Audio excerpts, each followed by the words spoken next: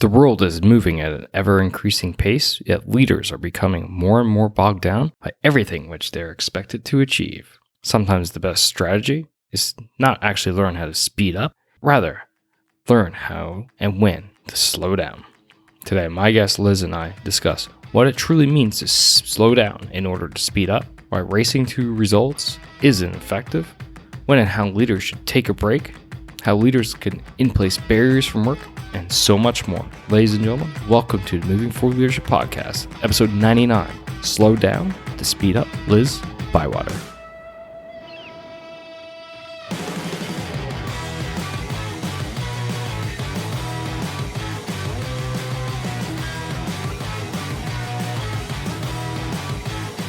Welcome all to the Moving Forward Leadership Podcast. It's your Chief Leadership Officer, Scott McCarthy.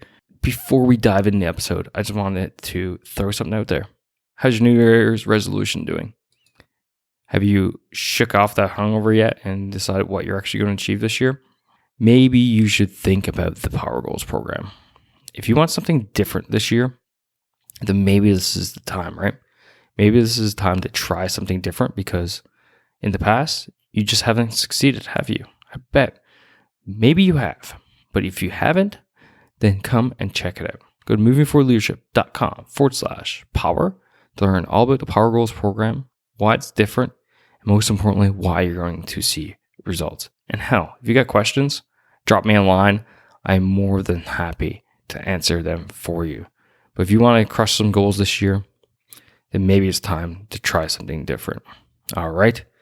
And today's episode actually may help you with that. It's all about slowing down to speed up. The concept of the world today is that we need to hustle, we need to grind, we need to do more. And it's just burning people out. People are getting burnt out.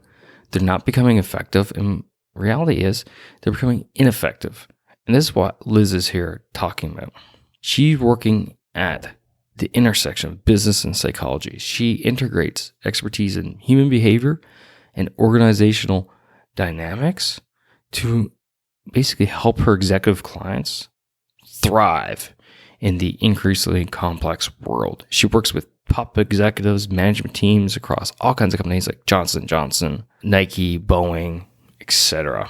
Okay, so you know she knows what she's talking about. So today we talk about why it's important for this slowdown in order to speed up. All right, folks, you're going to enjoy this episode. So sit back, relax, enjoy my discussion with Liz Bywater, talking about why it's important to slow down, to speed up.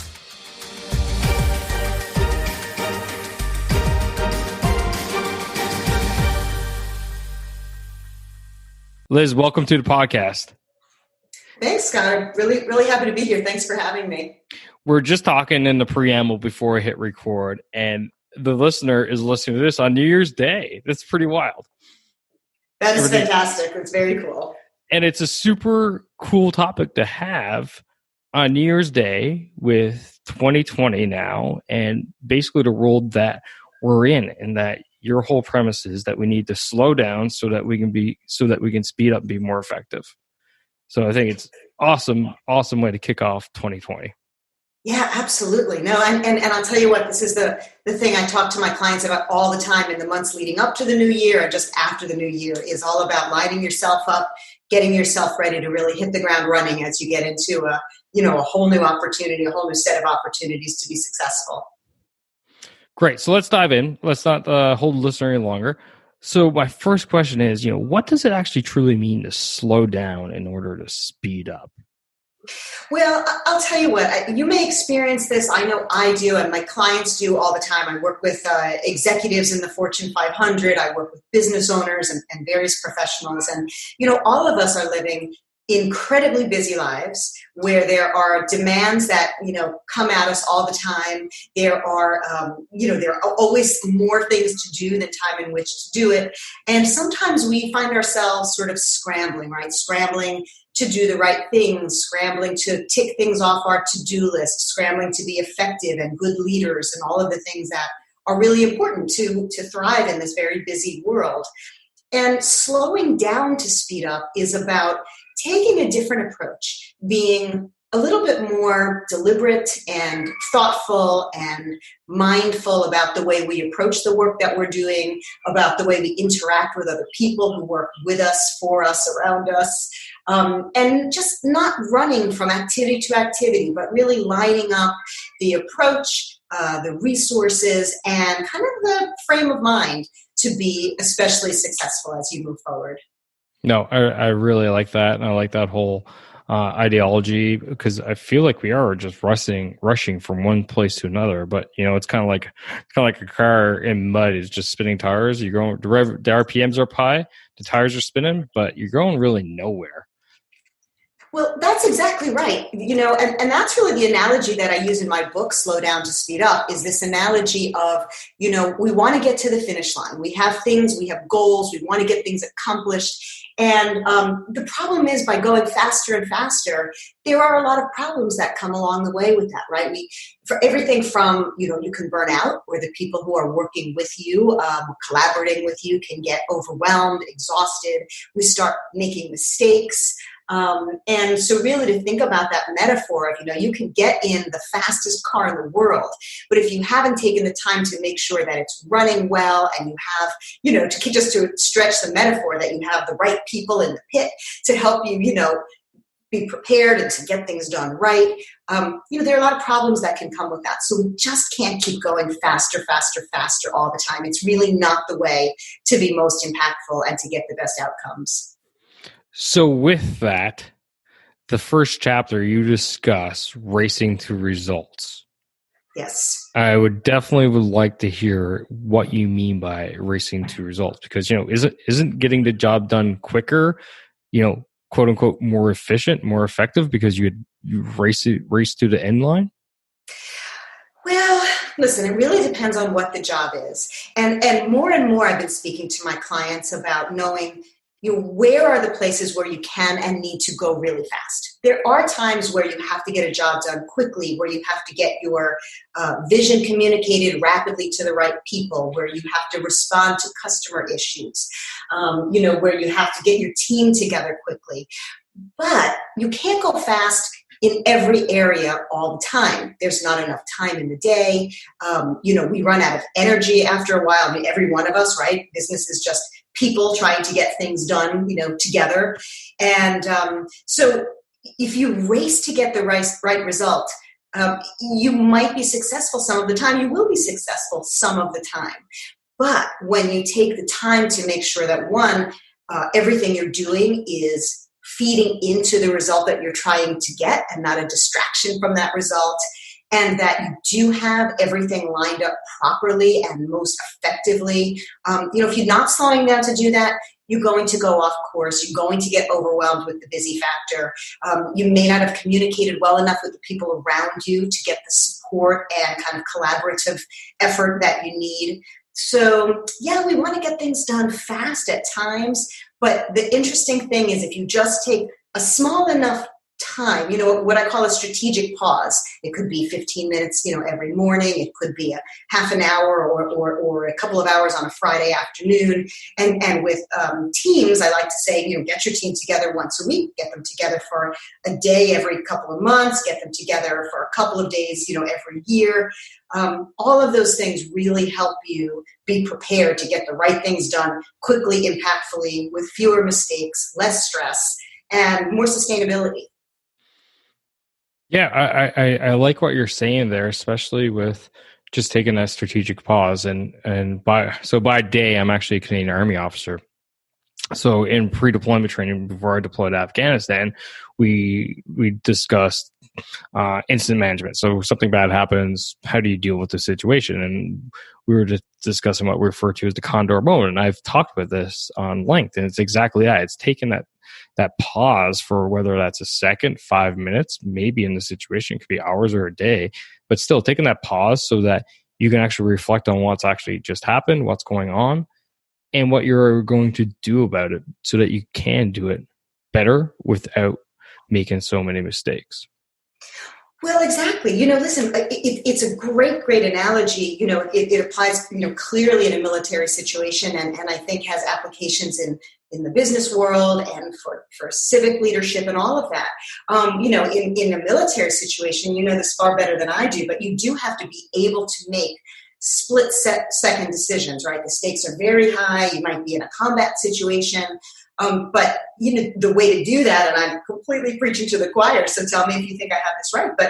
But to your point, if you haven't prepared so that when you're in that high pressure, high stakes moment, if you haven't thought every scenario through, if you haven't talked to the people around you about how things are going to get done well in that high pressure moment, it becomes very difficult or impossible, especially when adrenaline's running and there's, their lives at stake, right? It's a really good analogy for why slowing down is so important. That's great. And a good part of that is that you hit on is, why racing to results is actually ineffective.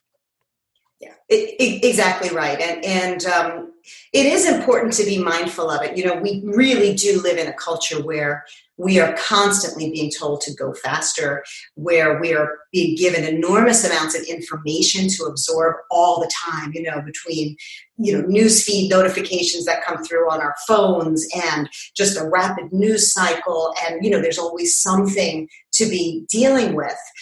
It can be very easy to feel like you are just racing all the time, but to have the mentality that slowing down really is the way to get things done better, faster, and with fewer mistakes. I think that's really helpful for the individual business person, and certainly for the leader who has a team of individuals he or she is working with, and customers who need rapid response, but not haphazard response. I think that's kind of what we're talking about too. There's a difference between going quickly and going so quickly that it is haphazard, frenetic, or simply not effective. Yes. So as well, I often discuss not rushing to failure, and that's basically what you're talking about there, right? Is that you're basically rushing so fast to get the job done that you're actually doing it wrong, and when you hit the line, you end up. And I used to always say to my subordinate officers when I was commanding 200 soldiers, I would say, all right, guys, let's not rush to failure on this one. Let's take our time. Let's figure out what all the actual factors are and then make a plan to move forward. Because you know what? Sometimes you do have the time, or sometimes you don't. But it's important to get it done, but also to get it done right and not go in the complete wrong line. Absolutely. And, without fail, if things are done too quickly and they lead to mistakes, fixing those mistakes takes so much more time, effort, energy, sort of, emotional capacity, relationship bandwidth, all of that. It takes so much more time than if you just take enough time to get yourself ready to do it right the first time around. So I can hear my listener right now. They're probably thinking, got it, guys. I need to take breaks. I understand my team needs to take breaks, but how am I going to do that? When am I going to do that? Our schedule is jam-packed. So what's your thoughts there? How and when can leaders take a break and slow down? The key, I would say, is not to wait for there to be a break in your schedule because, as you're saying, the breaks don't exist. If you're working in a company, a lot of my clients are in reasonably large companies, some in very large companies, and, there's sort of this death by meeting mentality, right?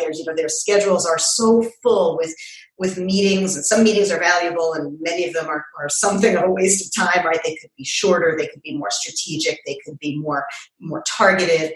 But unless there is a deliberate and, really disciplined effort to protect time, the time won't simply show itself to you. So one of the things that I tell my clients is to open up your calendar and pick times every day, literally every day, where you are building in your strategic pause.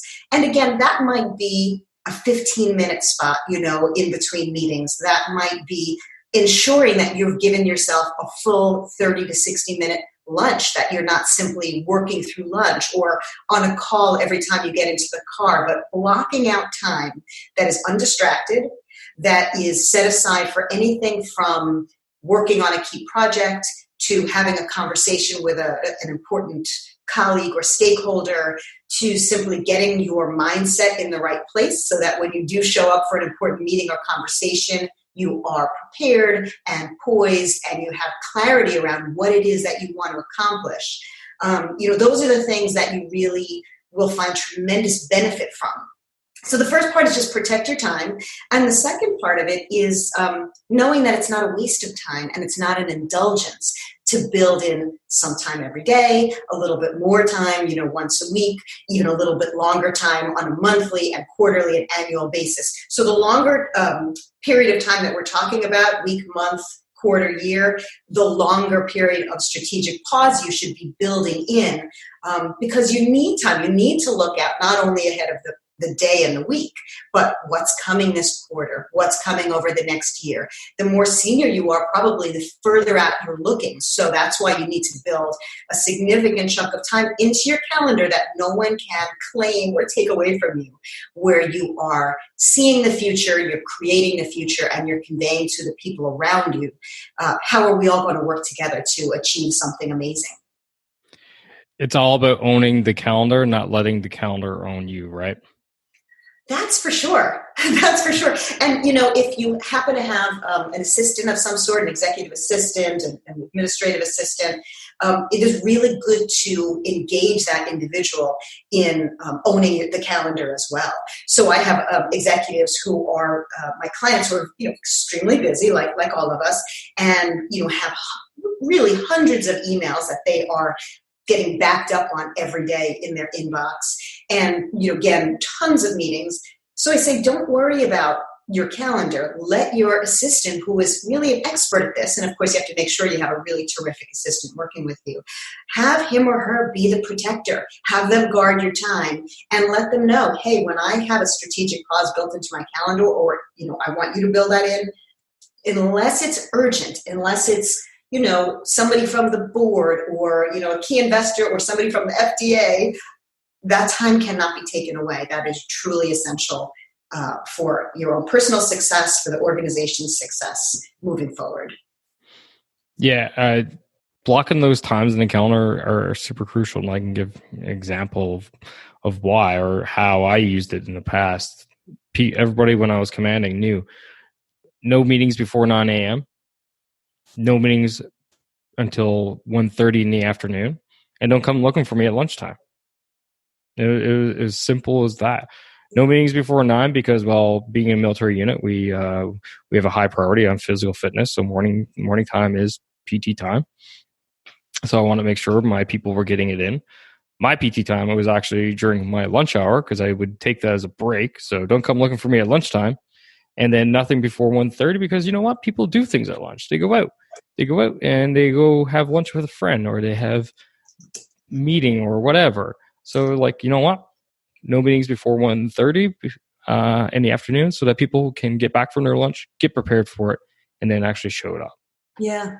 No, I think that's a really good example. And it not only does that help ensure your own productivity, you keep your energy high, you can be more creative, you can make better decisions, all of that. It also is a very good example for the people who are looking to you as a leader, who are going to follow your example. So, I've seen places where this is not done effectively, and I have executives, just for example, who don't really build in for themselves time, let's say after work hours, that, okay, it's after work, barring a true emergency, I won't be reachable after a certain hour, I'll get back to you in the morning. They're not great at that because there is this sense of so much to do and we need to get results fast. But the problem is everyone else around them gets caught up in that. So if the boss might say, hey, listen, when you go home, that's your own personal time. But if you're getting an email from your leader at 8 p.m. or 10 p.m. or 4 in the morning, you're probably going to feel like you have to respond to that and that you have to act in kind. So as a leader, to be setting the example for everyone around you of a balance and taking those pauses and slowing down in the appropriate ways and having some sort of delineation between personal time and work time. When you do that, I think everyone gets better. People are more excited about the work. People are much less prone to illness and burnout and stress and overwhelm and all the things that get in the way of being really effective. Yeah, the connected world definitely is kind of merge that whole work-life divide, right? Because people are now really accessible 24/7. If one, you want them to be, or two, they allow themselves to be. So how do we actually make some barriers? I don't recall if you go into that in your book or not, but how can we go and make some barriers here so that people can take the time when they go home with their families, which is important, to sit there and have dinner with their spouse, their kids, or watch a TV show as they eat dinner alone if they're single. I don't know. Yeah. I'm married with 2 boys, so I don't have that luxury anymore. Yeah, you've lost that for the foreseeable future, I'm afraid.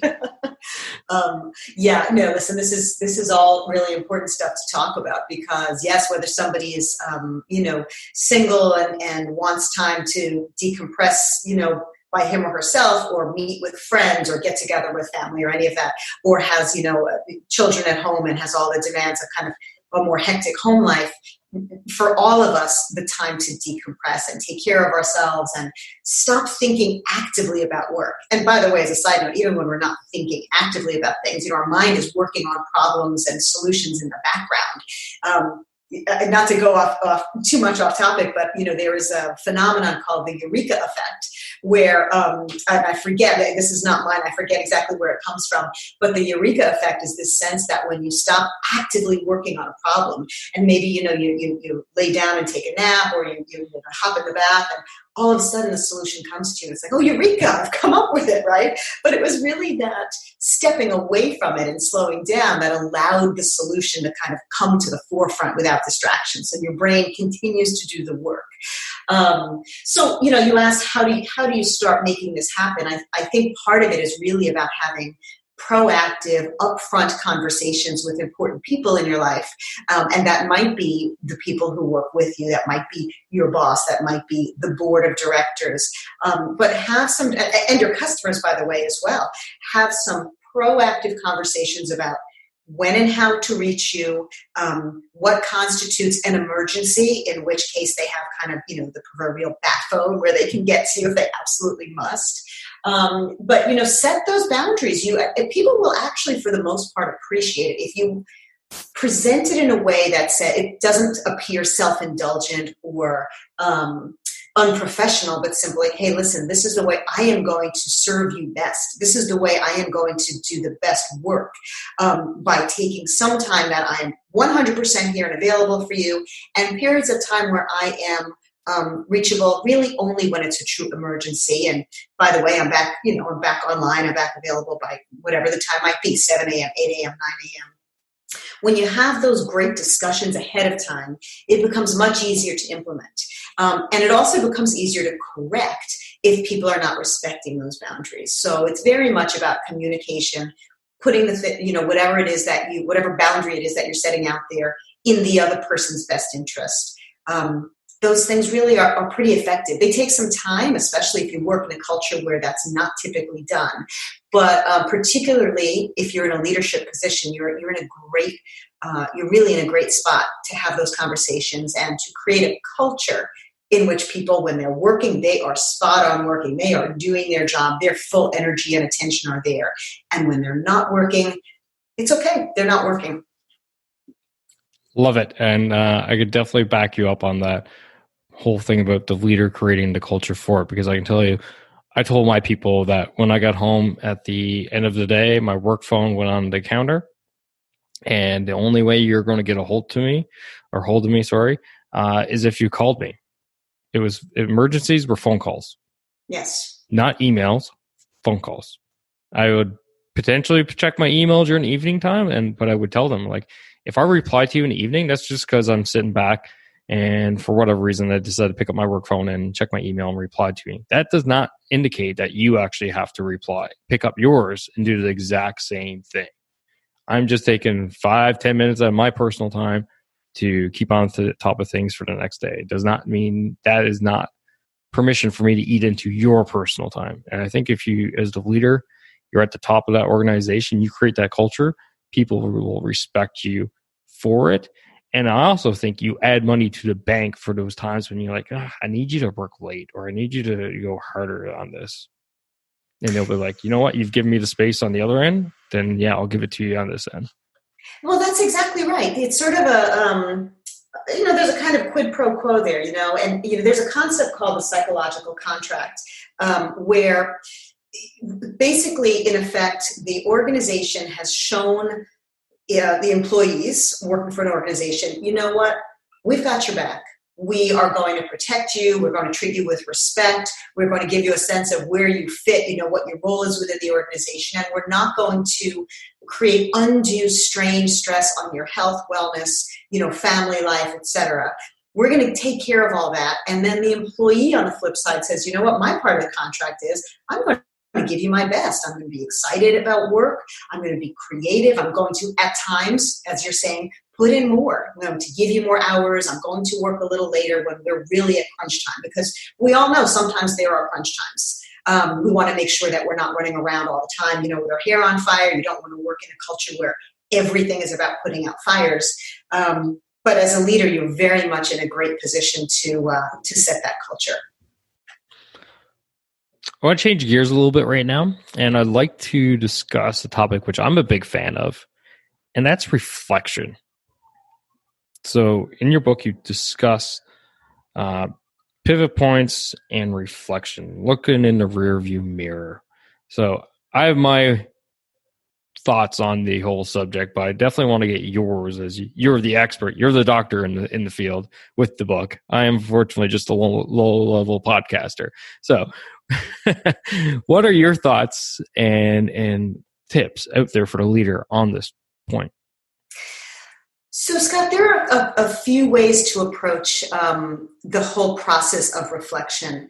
And reflection very much goes hand in hand with this idea of a strategic pause, by the way. So one of the things you can do with your blocked out time is reflecting on a whole variety of things. And you won't do them all every day, and that's fine. You don't need to do that. But reflection can be everything from taking time to really think through a business challenge, an opportunity, a potential new direction, reflecting on, what really is the opportunity here? What are the potential obstacles that might get in our way? What are the successes we've had in the past that we can leverage, that we can replicate in some way? I do find often organizations are going so quickly that what they're missing is really taking a look at where things have gone wrong in the past. And by not looking at that, by not reflecting on those pivotal failures and losses, what happens is those mistakes get repeated in different ways and in different magnitudes, sometimes in very great magnitudes, and it's very expensive in many ways. And they're also not slowing down long enough to say, hey, let's reflect on what's gone well. What have we done well as a team? What are we doing well as a company?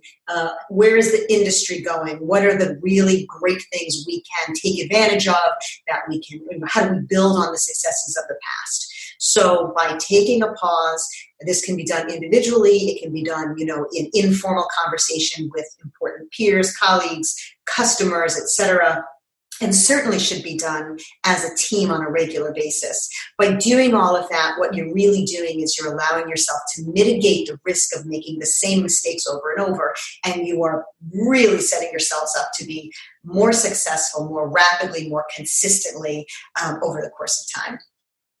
Yeah, that's great. And that basically follows a very standard military format as well, and we call it the after action review. So whenever we go through something, we basically boil it down, right? We go, all right, what went well? What went wrong? Why did it go well? Why did it go wrong? How can we fix it for next time? How can we mitigate things that we can't control so that it goes as close as we can get to perfect the next time we have to go through this, or something similar, because you never go through the same thing twice, right? That's right. Every new situation is going to have nuances, some small and some will be some pretty significant differences. And yet at the same time, there are going to be commonalities. And by taking the time to really identify those, identify the risks of things, going awry once again, identifying the opportunities where you can build on what's gone well. All of that is time extremely well spent, and unfortunately really does get overlooked when one is going too fast, or when a company is going too fast, or where there's too much pressure to just keep moving, just keep moving. We don't have time to slow down and look at what the past, to look in that rearview mirror. You have to look in the rearview mirror. Otherwise, you end up kind of spinning your wheels. Mm. And I would even suggest that we're talking basically at organizational level here. I would say even suggest you need to do that as personal level. Like as most leaders, I'm a big goal setter. I'm such a big goal setter. I developed a program for the listeners out there, the Power Goals program. Check it out if this is the first time hearing it. Where I do weekly reflection, where I look back on my week and like, all right, all these actions that I have lined up to help me achieve my goals. How have I been doing? And I track them on a daily basis with an app I use on my phone. And I'm like, okay, I failed here this day for this thing and this day for that thing. Why did I fail at those things? Oh, for this reason, that reason, the other thing. Okay, how can I mitigate that for this upcoming week? And then I end up planning my week out that way. I think that's fantastic. And I agree with you. I think it can be done, individually, should be done individually as well as on a team and organizational level. And it can be done for business goals as well as personal goals. Listen, there's no true work-life separation, right? We all are who we are.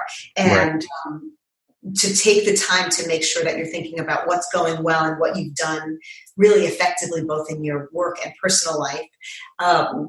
And also to your point, you reflect on a consistent basis, on a daily basis, on what can I do to be even more effective today? What are the challenges that are going to come my way? How do I stay poised and make great decisions and make sure that I'm being professional and respectful and thoughtful towards the people around me? All of that stuff is just going to accelerate your progress, make you feel more successful, make you be more successful, and also helps life be kind of happier and more rewarding. Absolutely. So we've just been talking about the things that are great for slowing down, but we can't just slow down. There's the other side of this book and of this equation too. We're like, all right, great. You've told me how to slow down. I've slowed down, but the point isn't to slow down. It's to speed up. So how do leaders go about speeding up once they've actually slowed down? Yeah, so absolutely, you're absolutely right. It's not just about slowing down. I've said in the book, and I say this sometimes to my clients, slowing down is not about, kicking up your feet and feeling lazy and complacent. I mean, complacency does become the enemy to growth and progress and success. So once you have taken the time, and again, I don't want to make it binary, it is something that's an ongoing process, but to slow down and to think and to line up resources and all of that, then you really do want to hit the ground running. And, I think one of the first keys is to make sure that you're very clear on what it is you're trying to achieve.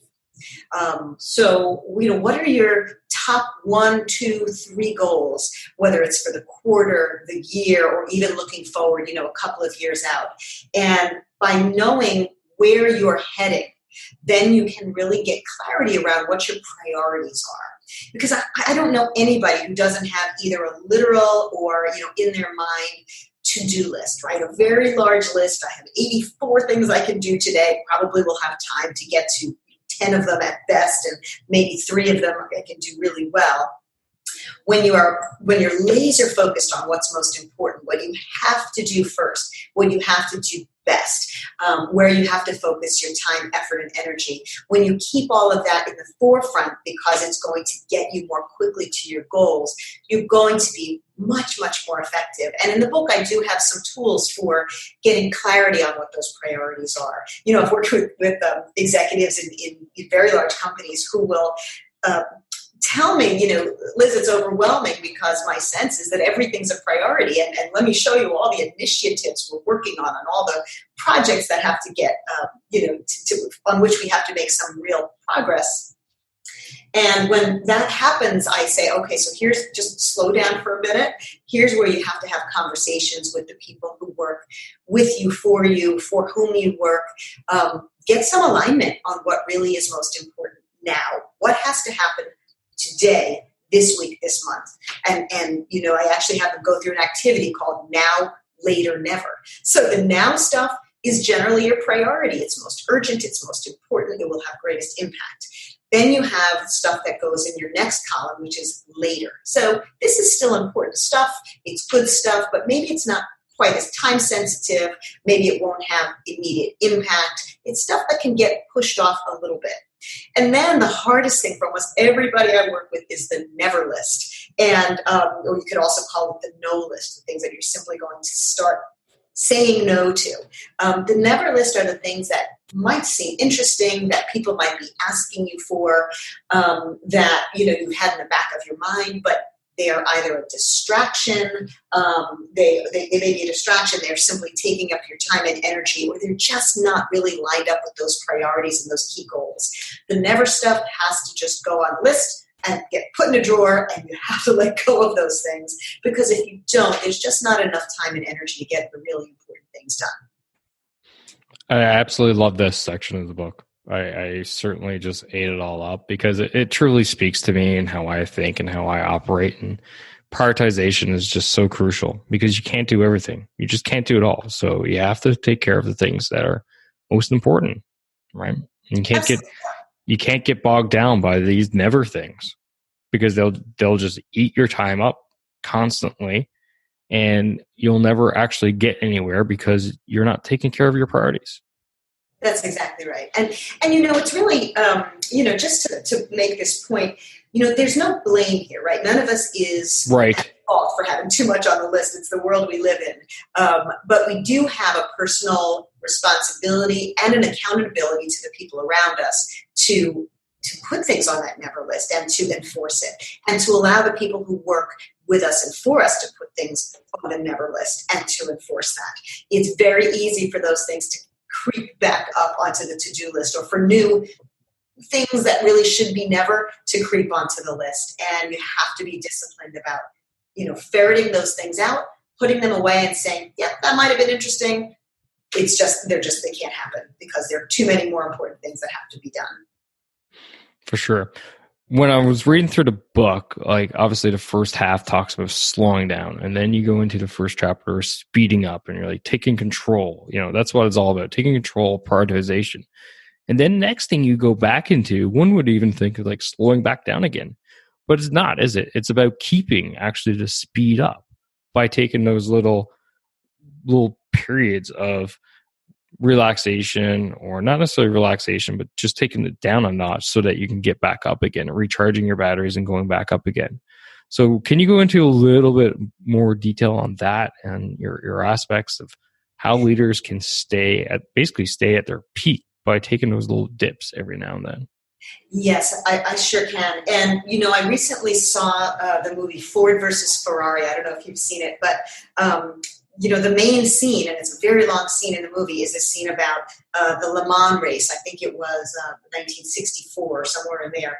And, these cars are going very, very fast, and they are going for 24 hours. These drivers, I think there are 2 driver teams, and they trade off for 24 hours. And these cars are amazing machines, right? They're designed to go 200 miles an hour for 24 hours. But not without stops, not without pit stops. So periodically, the drivers have to pull over so that the tires can get swapped and the cars can get gassed up and the engines can cool off a little bit. And after a number of hours, the drivers have to come and eat something and rest and give somebody else the wheel. It's really very much like what we all have to do, and what leaders and companies have to do, and what business owners have to do. If you're not stopping periodically for that pit stop where you are taking care of yourself personally, you're having lunch, you're doing some exercise, you're spending time with people that are meaningful to you, etc. If you're not doing those things, well, you're not going to stay well, right? You're going to get sick ultimately. It doesn't matter how fit or young or healthy or all of that you are. Eventually, it will take a toll, or at the very least, your energy will start to lag, or your decisions will start to suffer, or your relationships will start to suffer. And ultimately, if we don't have good relationships, we really can't be all that effective. So the slowing down, or the sort of pit stop or strategic pause, is something that needs to be incorporated even when you're in the midst of going fast, even when you're driving to have the best quarter you've ever had, even when you're putting together that rock star town hall or board presentation, or whatever it might be. You just can't go 100 miles, 200 miles an hour all the time. So again, it's about controlling your calendar. It's about saying no at times. It's about figuring out what are the things that you personally don't have to do.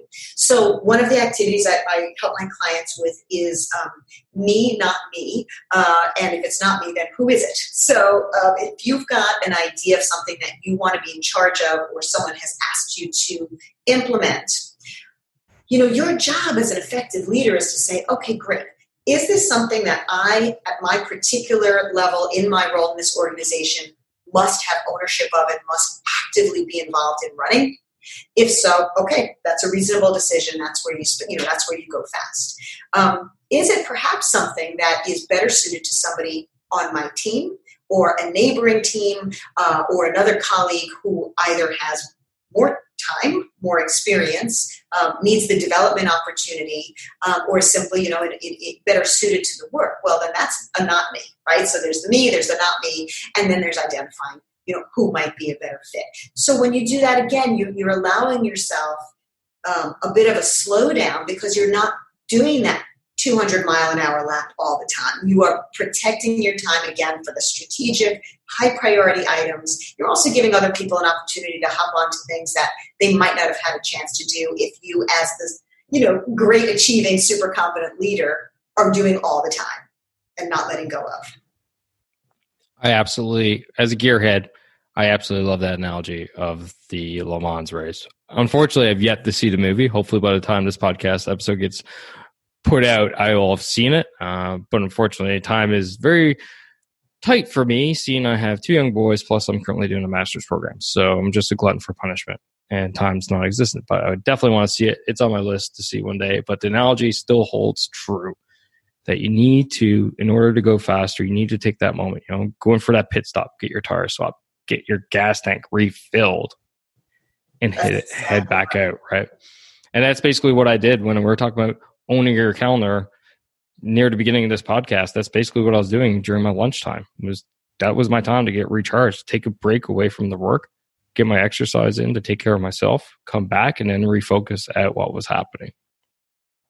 Yeah, I think it's great that you do that. I think it's important that we all do that, and that again, we're sort of in a time where we're getting mixed messages. In some ways, we're being told, make sure you are sleeping well, eating well, getting your exercise, doing your yoga, meditating, and all of those things that take time. And then on the other side of it, we're being told, well, hey, if you sleep 4 hours a night, more power to you. Who needs sleep? Who needs to stop to eat? Just keep going. It's a bit of a mixed message.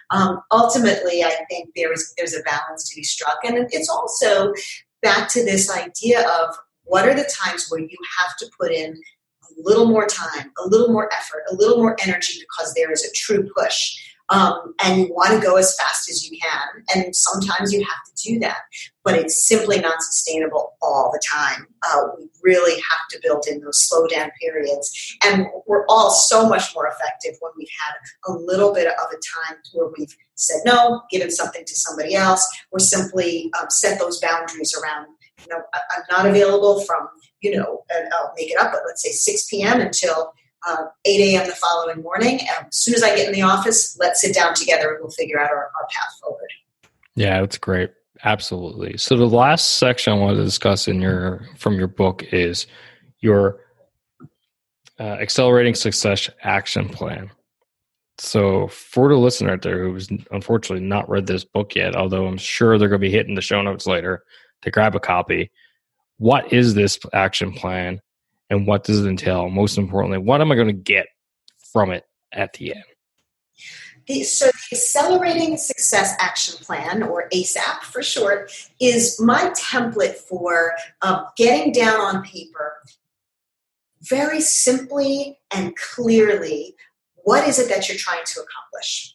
And for all of my clients, even people who are, in very senior roles, who are senior executives, who are CEOs, who are board members, pare it down to 3 key goals. It doesn't mean you're only doing 3 things, but 3 most important goals.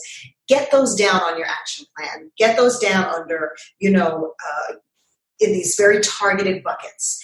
And then for each of these goals, get very specific about what are the priority actions that you have to take to get there fast, effectively, sustainably, and without making the kinds of mistakes that really become a drain and very difficult to remedy. So, you're going to put down your goals. You're going to write the key actions that will get you there.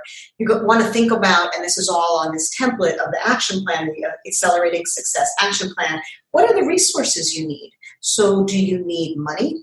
Do you need investment on the part of your board, of the organization? If you're running your own business, do you need more funds to work with? Do you need the help of certain people? Who are the people that you need to approach? How are you going to ensure that you've got support and their time and their creativity and their commitment? What are the resources you personally need to get the work done well? So goals, actions, resources, and then, how will you know that you are meeting with success? What are your metrics? And you can think about what are the ways that I'll know I'm reasonably satisfied. Yep, I've done a good enough job. I'm content. And what are the metrics of, being delighted? What will make you see, feel, be able to demonstrate that you have hit it out of the park? So you want to think about that. And then the last piece is simply about timeline. So, will I be doing something immediately? If so, how quickly will I see success? Is there a deadline? But the more specific and clear you can get on what you want to achieve, how you will achieve it, by when, and what success will look like. The better you can do all of that, the more rapidly and more successfully you will get to those outcomes. Absolutely love that. You got to have a plan, right? And that's essentially what you're all talking about there. Liz, this has been a great show. So I'm just going to wind it down here now. I do have the last couple things for you, and basically one last question for you, I should say. And I ask all my guests this question at the end of the podcast. And as according to you, Liz Bywater, what makes a great leader?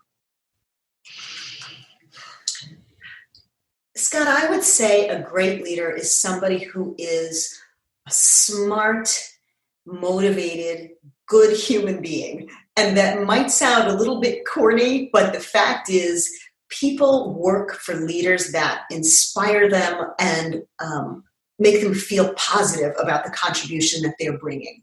So if you are leading others, the key is to show them that you've got their back, you care about them, you respect them, and that you're going to give them an opportunity to make a contribution. You pull that off, you're going to be a fantastic leader, and people will follow you wherever you go. No, that's not corny at all. That's outstanding. Last thing before we wrap up here this evening, feel free, basically it's over to you. Where can people find you? How can they follow you on your journey? Feel free to give yourself a shameless plug, especially for the book. It's all about you right now. Okay, that's great. Thanks, Scott. Well, there are lots of ways people can stay connected with me. Certainly, they can pick up the book. The full title of the book is Slow Down to Speed Up, Lead, Succeed, and Thrive in a 24/7 World. You can pick that up on Amazon. It's in other places as well, but Amazon, everybody knows how to quickly pick something up on Amazon. It's available digitally or in paperback. You can go to my website, which is simply my name, lizbywater.com, and you can get a free download of a sample chapter of the book. You can also get the book directly from there, and there's lots of podcast interviews and articles and videos and all kinds of things that you can get absolutely for free. You can find me on LinkedIn. You can find me on Twitter. I am Dr. just Dr. Liz Bywater, Dr. Liz Bywater on Twitter. So many ways that you could get in touch with me. And you can also just reach right out to me, and you can send me an email if you'd like to get in touch directly. And that's simply my name, liz@lizbywater.com. Awesome. For the audience, as always, it's easy for you folks. Just go to show notes, movingforwardleadership.com/9999. And all the links are there for you. Liz, it's been an awesome episode. Actually, before I even fully wrap up here, for the audience listening, seriously, it behooves you to go ahead and grab a copy of this book. It is jam-packed with tips, advice, actionable things. There is very little fluff. She has kept it basically to the goods, and it's a super easy read. It's about 100 pages long. It's super small, but it is jam-packed. You're not going to find a better value. And I'm saying this on air because I got a copy and I was like, wow, this is nothing but gold. every page from 1 to 100, basically 100. So well done on you and the book, because it's great. So anyway, let's wrap it up now. Thanks for coming out. Thanks for talking about the book. Thanks for writing the book, and so that you can come and talk about the book to me, and most importantly, the audience listened there. Oh, well, Scott, thank you so much. Listen, this has been a great conversation. I appreciate you having me on, and have a wonderful new year. Thanks. Yeah. Happy 2020 to everyone. I can't believe this is going out on New Year's Day. It's awesome.